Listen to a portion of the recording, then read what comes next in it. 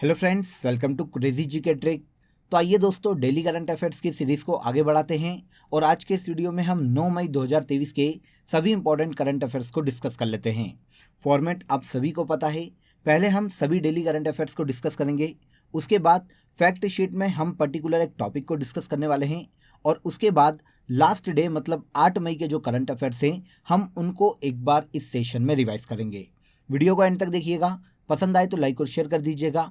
और अगर आपको इस टॉपिक की पीडीएफ डाउनलोड करना है तो आप सभी जानते हैं कि आपको क्रेजी जी के ट्रिक के एप्लीकेशन पर या फिर क्रेजी जी के ट्रिक के टेलीग्राम चैनल पर फ्री ऑफ कॉस्ट इसकी पीडीएफ अवेलेबल है। तो वहां पर जाकर आप इजीली इसे डाउनलोड कर सकते हैं। देखिए, आगे बढ़ने से पहले आप सभी को एक बहुत ही इंपॉर्टेंट और इंटरेस्टिंग अपडेट देता हूं फ्रेंड्स। देखिए, क्रेजी जी के ट्रिक के रूट एप्लीकेशन के 1 साल पूरे होने के उपलक्ष्य में रूट एप्लीकेशन पर अवेलेबल सभी कोर्सेस आपके लिए 80% तक ऑफ में अवेलेबल है। आप प्ले स्टोर से रूट एप्लीकेशन को डाउनलोड करके रूट एप्लीकेशन पर एक बार विजिट ज़रूर कीजिएगा और देखिएगा इंडिया की किसी भी एग्ज़ाम के लिए या फिर किसी भी स्टेट की एग्ज़ाम के लिए जितने भी कोर्सेस वहाँ पर अवेलेबल है वो आपके लिए डेफिनेटली आपको एग्ज़ाम में हेल्प करने वाले हैं। रूट एप्लीकेशन के हमारे जितने भी कोर्सेस हैं हमने उन्हें सभी एग्ज़ाम के पॉइंट ऑफ व्यू से डिज़ाइन किया है, सभी एग्ज़ाम को ध्यान में रख के डिज़ाइन किया है। तो एक बार आप वहां विजिट कीजिए। रूट एप्लीकेशन के सभी कोर्सेज के डेमो लेक्चर आपके लिए अवेलेबल हैं, आप वहां पर एक बार उन्हें भी देख सकते हैं। तो आप रूट एप्लीकेशन को प्ले स्टोर से डाउनलोड करके किसी भी कोर्स को बहुत ही नॉमिनल चार्जेस में ज्वाइन कर सकते हैं। बिना देर किए आप रूट एप्लीकेशन को प्ले स्टोर से डाउनलोड कर लीजिए। तो यही आपके लिए एक छोटा सा अपडेट था। अब चलिए, अब हम करंट अफेयर्स के अपने पहले क्वेश्चन पर आ जाते हैं। आइए 9 मई के करंट अफेयर्स का सबसे पहला क्वेश्चन देख लेते हैं। क्वेश्चन देखिए, इंटरनेशनल रेड क्रॉस डे और वर्ल्ड थैलेसीमिया डे किस दिन मनाया जाता है? तो देखिए, अंतर्राष्ट्रीय रेड क्रॉस दिवस और वर्ल्ड थैलेसीमिया डे ये दोनों ही हर साल 8 मई को मनाए जाते हैं। देखिए, सबसे पहले हम बात करेंगे इंटरनेशनल रेड क्रॉस डे की। तो देखिए, पूरे वर्ल्ड में 1948 से हर साल 8 मई को इंटरनेशनल रेड क्रॉस डे के रूप में मनाया जाता है। यह दिवस देखिए, रेड क्रॉस के जो फाउंडर हैं हेनरी ड्यूरेंट, उनकी बर्थ एनिवर्सरी के रूप में मनाया जाता है। अब क्वेश्चन आता है कि इस दिन को मनाए जाने का उद्देश्य क्या है? तो देखिए फ्रेंड्स, इस दिन को असहाय और घायल सैनिकों, नागरिकों और अन्य लोगों की याद में मनाया जाता है जो युद्ध या अन्य संघर्षों में पीड़ित हुए हैं, जिन्हें देखिए रेड क्रॉस संगठन ने कहीं ना कहीं किसी न किसी रूप से सहायता प्रदान की है। तो उनकी याद में हर साल 8 मई को अंतर्राष्ट्रीय रेड क्रॉस दिवस के रूप में मनाया जाता है। 2023 में everything we do comes from the heart अंतर्राष्ट्रीय रेड क्रॉस दिवस की थीम है। रेड क्रॉस नाम की संस्था का गठन हेनरी ड्यूरेंट ने किया था, जो कि पूरे विश्व में मानवतावादी और सामाजिक कार्यकर्ता के रूप में याद किए जाते हैं। रेड क्रॉस की स्थापना के कारण ही हेनरी ड्यूरेंट को देखिए 1901 में शांति का पहला नोबेल पुरस्कार दिया गया था। हेनरी ड्यूरेंट ने देखिए 1863 में international committee of the red cross का गठन किया था, जिस कारण इन्हें शांति के नोबेल पुरस्कार से भी सम्मानित किया गया था। और इन्हीं की बर्थ एनिवर्सरी के रूप में हर साल 8 मई को इंटरनेशनल रेड क्रॉस डे के रूप में मनाया जाता है। इसके बाद देखिए, अगर हम वर्ल्ड थैलेसीमिया डे की बात करें तो थैलेसीमिया ब्लड से संबंधित एक डिसीज़ है, जिसमें देखिए पेशेंट के शरीर में हीमोग्लोबिन बनना बंद हो जाता है। ये बीमारी एक वंशानुगत बीमारी है। इस बीमारी के प्रति लोगों में जागरूकता बढ़ाने के उद्देश्य से हर साल 8 मई को वर्ल्ड थैलेसीमिया डे के रूप में मनाया जाता है। अकेले भारत में ही देखिए हर साल 10,000 से लेकर 15,000 बच्चे थैलेसीमिया के साथ पैदा होते हैं और ऐसे में इस बीमारी के प्रति जागरूकता फैलाने के उद्देश्य से हर साल 8 मई को वर्ल्ड थैलेसीमिया डे के रूप में मनाया जाता है। इस डे को मनाए जाने की शुरुआत 1994 में थैलेसीमिया इंटरनेशनल फेडरेशन के द्वारा की गई थी। 2023 में strengthening education to bridge the thalassemia care gap 2023 की वर्ल्ड थैलेसीमिया डे की थीम है। हर साल 8 मई को ही इंटरनेशनल रेड क्रॉस डे और वर्ल्ड थैलेसीमिया डे के रूप में मनाया जाता है। दोनों को ही याद रखिएगा, एग्जाम में क्वेश्चन पूछा जाता है। इसके बाद क्वेश्चन देखिए, एशियन वेट लिफ्टिंग चैंपियनशिप 2023 में भारत की वेट लिफ्टर बिंदिया रानी देवी द्वारा कौन सा पदक जीता गया? तो देखिए, बिंदिया रानी देवी ये भारत की वेट लिफ्टर है फ्रेंड्स, जिन्होंने हाल ही में एशियन वेट लिफ्टिंग चैंपियनशिप 2023 में सिल्वर मेडल अपने नाम किया है। कौन है ये? बिंदिया रानी देवी। अब देखिए, इस चैंपियनशिप की अगर हम बात करें तो एशियन वेट लिफ्टिंग चैंपियनशिप 2023 का आयोजन दक्षिण कोरिया के जिंजू में किया जा रहा है, जिसमें महिलाओं की 55 किलोग्राम कैटेगरी में भारत की बिंदिया रानी देवी ने सिल्वर मेडल अपने नाम किया है। बिंदिया रानी देवी भारत के मणिपुर राज्य की रहने वाली है। इन्होंने देखिए 194 किलोग्राम का भार संयुक्त रूप से उठाकर इस प्रतियोगिता में दूसरा स्थान हासिल किया है। चीन की ताइपे की रहने वाली चेन गुआनलिंग ने देखिए 204 किलोग्राम वेट उठाया था और स्वर्ण पदक इस प्रतियोगिता में अपने नाम किया था। इसके अलावा वियतनाम की थी कान नहुन ने ब्रॉन्ज मेडल इस प्रतियोगिता में अपने नाम किया है। भारत की बिंदिया रानी देवी ने इस प्रतियोगिता में 55 किलोग्राम भार वर्ग में सिल्वर मेडल अपने नाम किया है। अब देखिए, अगर हम पुरुष वर्ग की बात करें तो देखिए, इस चैंपियनशिप में भारत के पुरुष वर्ग के व्यक्ति जेरेमी लालरिनुंगा ने 67 किलोग्राम भार वर्ग में रजत पदक अपने नाम किया है। जेरेमी लालरिनुंगा भारत के मिजोरम राज्य के रहने वाले हैं और बिंदिया रानी देवी की बात करें तो ये भारत के मणिपुर राज्य की रहने वाली है। दोनों ने ही इस प्रतियोगिता में अलग अलग कैटेगरी में सिल्वर मेडल अपने नाम किया है।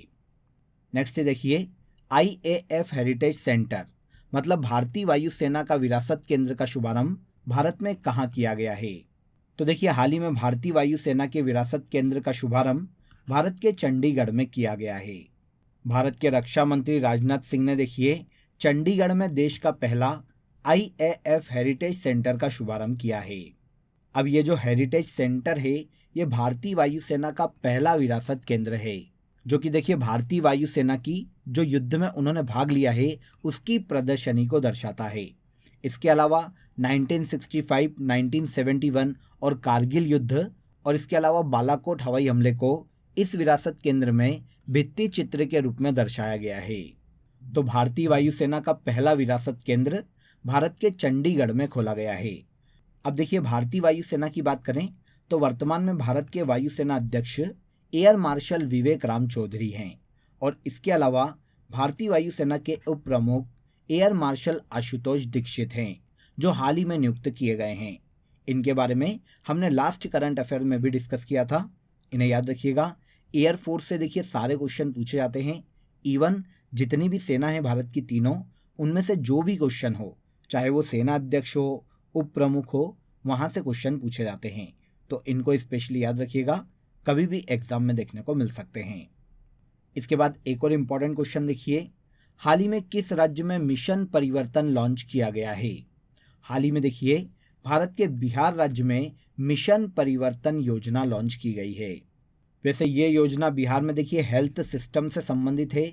बिहार के सभी मेडिकल कॉलेज, अस्पतालों की सेहत में सुधार करने के लिए बिहार के उप मुख्यमंत्री तेजस्वी यादव ने मिशन परिवर्तन को बिहार में लॉन्च किया है।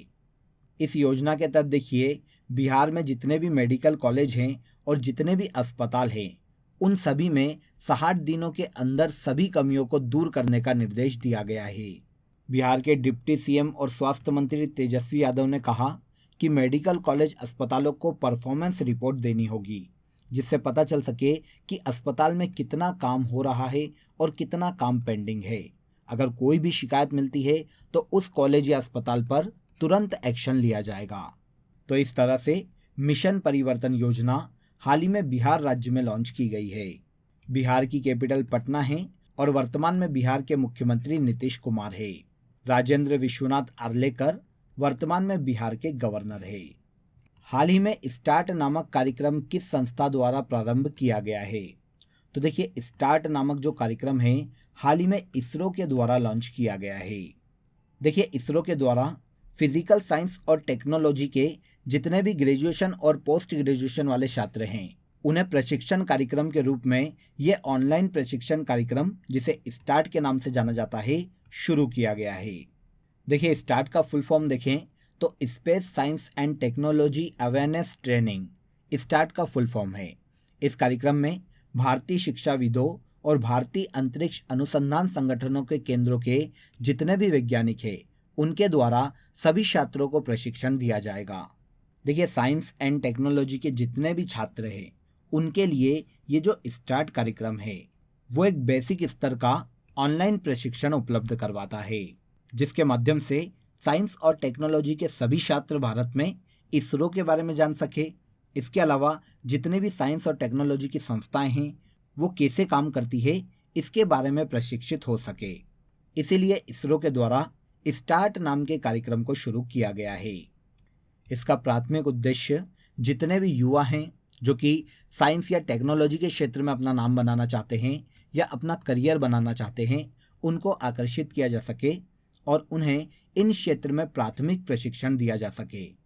इसरो के बारे में तो नॉर्मली आप सभी जानते हैं, इंडियन स्पेस रिसर्च ऑर्गेनाइजेशन के नाम से जाना जाता है, जो कि भारत सरकार की एक अंतरिक्ष एजेंसी है। इसका गठन देखिए 15 अगस्त 1969 को किया गया था और एस सोमनाथ वर्तमान में इसरो के चेयरमैन हैं। स्टार्ट नामक कार्यक्रम इसरो के द्वारा हाल ही में शुरू किया गया है। हाल ही में मशीन स्कैन सी 2023 शिखर सम्मेलन का आयोजन कहाँ किया गया? तो देखिए, मशीन स्कैन सी 2023 जो शिखर सम्मेलन है, आपको नाम से समझ में आ गया होगा कि यह आर्टिफिशियल इंटेलिजेंस से संबंधित है, जिसका आयोजन हाल ही में यूएई की सरकार के द्वारा दुबई में किया गया था, जो कि आर्टिफिशियल इंटेलिजेंस पर एक अंतर्राष्ट्रीय सम्मेलन है। तो पहले आंसर ले लेते हैं। आंसर भी यहाँ पर सही हो जाएगा। मशीन स्कैन सी 2023 शिखर सम्मेलन यूएई के दुबई में आयोजित किया गया है।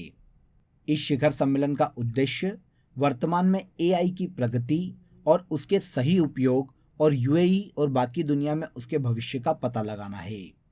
तो मशीन स्कैन सी 2023 शिखर सम्मेलन का आयोजन संयुक्त अरब अमीरात के दुबई में किया गया है। इसके बाद नेक्स्ट क्वेश्चन ले लेते हैं।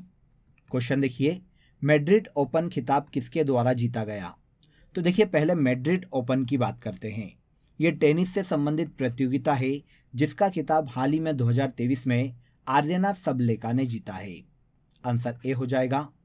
आर्यना सबलेका बेलारूस की टेनिस खिलाड़ी है जिन्होंने देखिए मैड्रिड ओपन खिताब के फाइनल में दुनिया की नंबर 1 टेनिस खिलाड़ी पोलैंड की खिलाड़ी इगा स्विएटेक को हराया है और इगा स्विएटेक को हराकर बेलारूस की खिलाड़ी आर्यना सबलेका ने मैड्रिड ओपन का खिताब अपने नाम कर लिया है। अब देखिए, ये खिताब था महिला वर्ग का।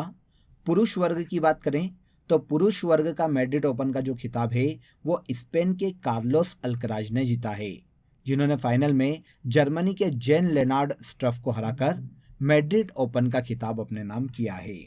तो मैड्रिड ओपन महिला एकल का खिताब आर्यना सबलेका ने जीता है, जो कि बेलारूस की टेनिस खिलाड़ी है, और पुरुष वर्ग का खिताब स्पेन के कार्लोस अल्कराज ने जीता है। दोनों ही याद रखिएगा, टेनिस से संबंधित प्रतियोगिता है, पूछी जा सकती है। उत्तर प्रदेश का पहला फार्मा पार्क किस जिले में स्थापित किया जाएगा? तो देखिए, उत्तर प्रदेश के पहले फार्मा पार्क की स्थापना उत्तर प्रदेश के ललितपुर में की जाने वाली है। ललितपुर क्षेत्र देखिए उत्तर प्रदेश के बुंदेलखंड रीजन में स्थित है। बुंदेलखंड के ललितपुर जिले में उत्तर प्रदेश के पहले फार्मा पार्क की स्थापना की जाएगी। इसकी मंजूरी हाल ही में यूपी सरकार के द्वारा दी गई है। अब इस फार्मा पार्क को बनाए जाने का मुख्य उद्देश्य अगर हम देखें तो राज्य में देखिए फार्मा उद्योग को बढ़ावा देना इस फार्मा पार्क की स्थापना का सबसे बड़ा उद्देश्य है। इसके अलावा दवा कंपनियों के कार्यों को सरल बनाना और राज्य में युवाओं को अधिक से अधिक रोजगार प्रदान करना इस पार्क को लगाए जाने का मुख्य उद्देश्य है, जो कि यूपी के ललितपुर में स्थापित किया जाने वाला है। यूपी के बारे में नॉर्मली आप ये तीनों ही फैक्ट जानते हैं। यूपी के सीएम तो काफ़ी सुर्खियों में रहते हैं, योगी आदित्यनाथ। यूपी की कैपिटल लखनऊ है और यहाँ की वर्तमान में गवर्नर आनंदीबेन पटेल है। यूपी का पहला फार्मा पार्क यूपी के ललितपुर जिले में स्थापित किया जाएगा। इसके बाद आगे आते हैं, भारतीय सेना ने बुलंद भारत अभ्यास का आयोजन कहाँ किया?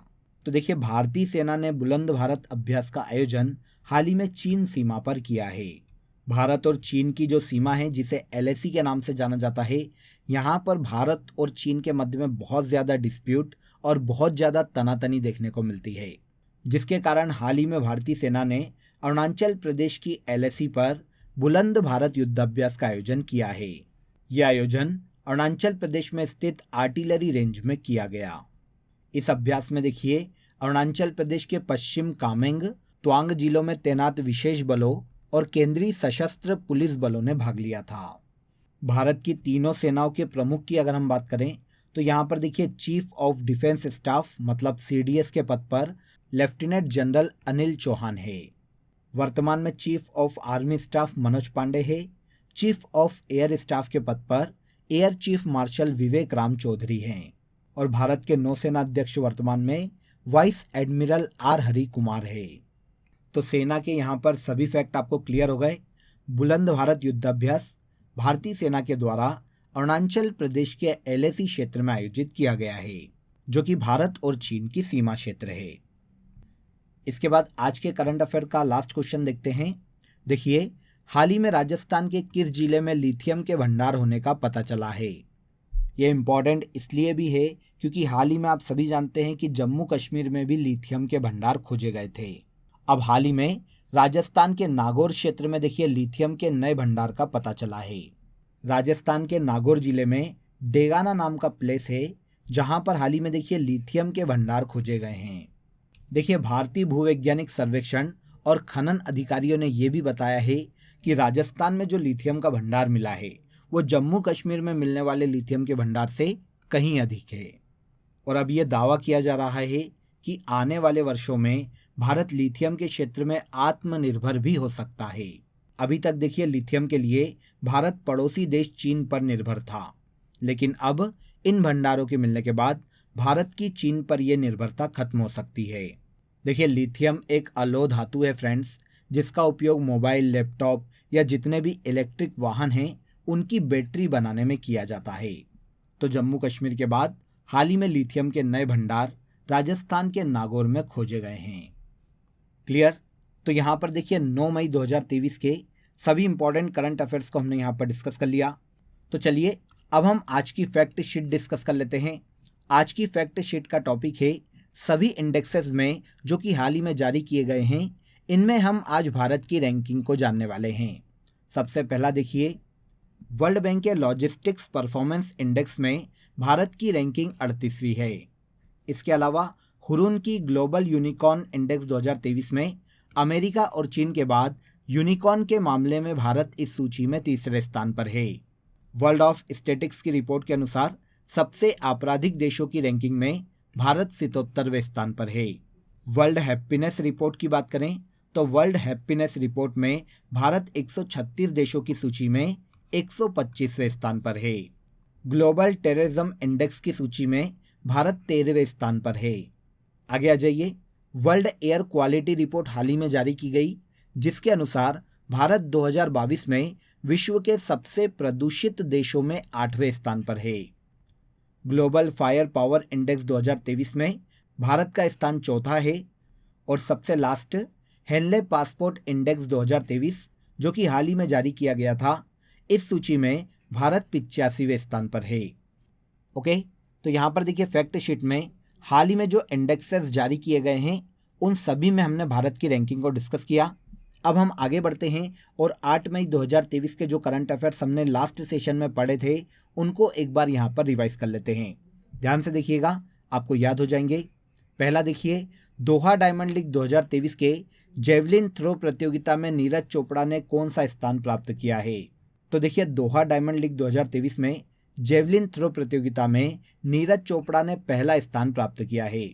सितवे पोर्ट किस देश में स्थित है? सितवे पोर्ट म्यांमार में स्थित है। भारत का पहला अंतर्राष्ट्रीय मल्टी मॉडल लॉजिस्टिक्स पार्क की स्थापना भारत के असम राज्य में की जा रही है। कैथरीन साइवरब्रंट ने अंतर्राष्ट्रीय क्रिकेट से संन्यास की घोषणा की। यह किस देश की खिलाड़ी है? तो देखिए, कैथरीन साइवरब्रंट की अगर हम बात करें तो यह इंग्लैंड की महिला क्रिकेट खिलाड़ी है, जिन्होंने हाल ही में इंटरनेशनल क्रिकेट से संन्यास की घोषणा की है। आगे आ जाते हैं, मुख्यमंत्री कौशल उन्नयन और वैश्विक रोजगार योजना किस राज्य सरकार द्वारा चालू की गई है? तो मुख्यमंत्री कौशल उन्नयन और वैश्विक रोजगार योजना को हाल ही में उत्तराखंड गवर्नमेंट के द्वारा शुरू किया गया है। किस राज्य में विजाग टेक पार्क के निर्माण की आधारशिला रखी गई है? तो विजाग टेक पार्क के निर्माण की आधारशिला भारत के आंध्र प्रदेश राज्य में रखी गई है। पीटरबर्ग क्लाइमेट डायलॉग का आयोजन कहाँ किया गया? तो पीटरबर्ग क्लाइमेट डायलॉग का आयोजन हाल ही में जर्मनी में किया गया है। हाल ही में मुद्रा और वित्त पर रिपोर्ट किसके द्वारा जारी की गई? तो भारत में हाल ही में मुद्रा और वित्त पर रिपोर्ट आरबीआई के द्वारा जारी की गई है। 76 कांस फिल्म फेस्टिवल में मानद पाल्मे डी ओर से किसे सम्मानित किया गया है? तो हाल ही में देखिए 76 कांस फिल्म फेस्टिवल में मानद पाल्मे डी ओर सम्मान से माइकल डगलस को सम्मानित किया गया है, जो कि एक हॉलीवुड अभिनेता है। लास्ट देखिए, बॉर्डर रोड ऑर्गेनाइजेशन का 64वां स्थापना दिवस कब मनाया गया? तो बॉर्डर रोड ऑर्गेनाइजेशन का 64वां स्थापना दिवस हाल ही में 7 मई को मनाया गया है। भारत के सीमावर्ती क्षेत्रों में सड़कों का निर्माण करने वाली ये भारत की प्रमुख रोड ऑर्गेनाइजेशन है। क्लियर? तो आई होप आपको सभी फैक्ट जो कि यहाँ पर मैंने आपको बताए हैं रिवीजन में, आपको फिर से याद हो गए होंगे। अब आपके लिए आज का क्वेश्चन ऑफ द डे है, जिसका आंसर आपको कमेंट बॉक्स में ज़रूर देना है। क्वेश्चन देखिए, वर्ल्ड हैप्पीनेस रिपोर्ट 2023 में भारत की रैंकिंग क्या है? कमेंट बॉक्स में ज़रूर बताइएगा। अगर आपने ये सेशन ध्यान से देखा होगा तो आप इजीली इसका आंसर कमेंट बॉक्स में दे पाएंगे। सेशन कैसा लगा ये भी कमेंट बॉक्स में बताइएगा। फिर मुलाकात करेंगे नेक्स्ट सेशन में। अगर वीडियो पसंद आया हो तो वीडियो को लाइक और शेयर कर दीजिएगा, साथ ही साथ चैनल को भी सब्सक्राइब कर लीजिएगा। तब तक अपना ख्याल रखिए। जय हिंद, जय भारत।